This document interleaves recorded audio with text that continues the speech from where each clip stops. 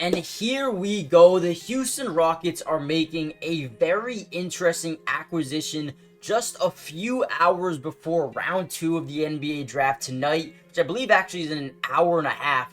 But according to Adrian Wojnarowski, the Atlanta Hawks are trading AJ Griffin to the Houston Rockets for the 44th pick in Thursday's drafts, day 2, round 2, whatever you want to call it. Griffin is only 20 years old, a lengthy wing who can shoot the hell out of the ball, was a first round pick back in 2022, and in my opinion, the Rockets just got a really solid player for a second round pick.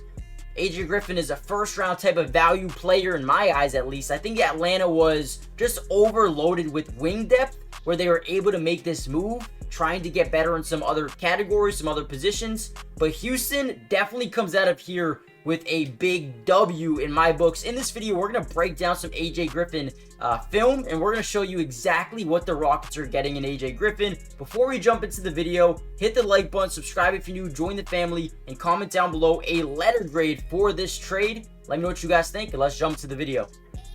Now, one of my favorite things about AJ Griffin is his ability to shoot the basketball. Now, last season, he didn't have the greatest year. Just didn't really get too much playing time. Maybe played a little bit when Jalen Johnson was injured last year. But other than that, just really never touched the floor. Now, in this play specifically, we're going to get a diagonal set screen, forcing this defender to choose whether he goes over or he goes under, right? And this is something that NBA teams are going to have to deal with a ton now that he's over here in Houston. We're going to get a lot of these type of screens, and whether or not this defender goes over or under will decide what AJ Griffin does. So on this play specifically, he's going to try to go under, which allows AJ Griffin to just not even hesitate and pull up a wide open three. In his first season, his rookie year, the man shot 39% from 3, and it wasn't like he was taking 1 a game. He was taking close to 4 3-pointers a game, hitting 39% of them.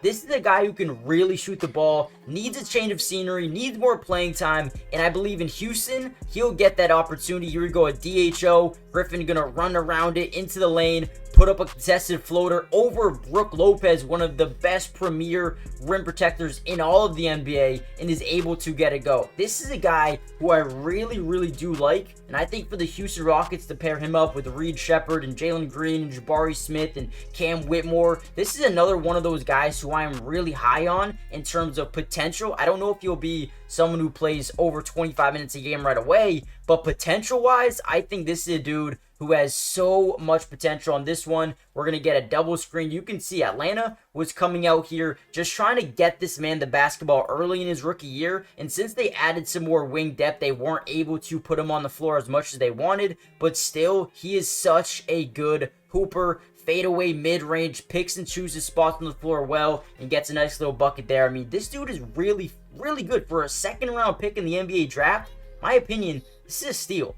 Now, he's also a relatively smart player in terms of being able to fill the lane on a fast break. He's going to sprint over to the corner. We're going to see DeJounte Murray kick it to him really fast. This was a better pass. He might have been able to just put it right up, right?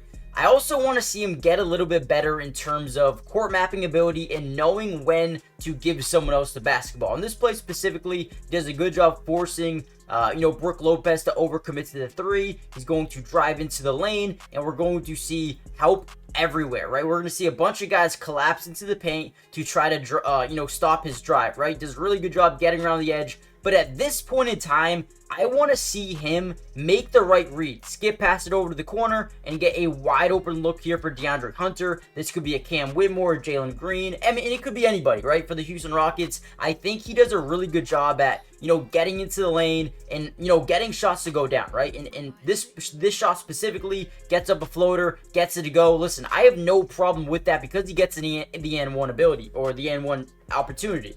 But also, if he makes that pass, could have been a 3, right? So I want to see him be a little bit more, willing to pass the ball. I just want to see if he has that in his game. And if he can, that's going to make him that much better of a player at the end of the day, in my opinion anyway.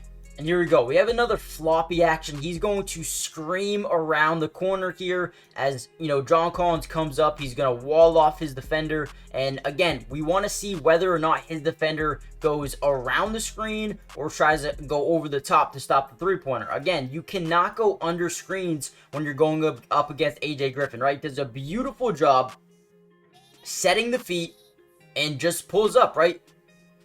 Doesn't really care who's in front of him, just got that quick trigger, quick release, and is able to get it to go. I really, really like AJ Griffin a lot. For the Houston Rockets to get him for what they did, I think he's a steal.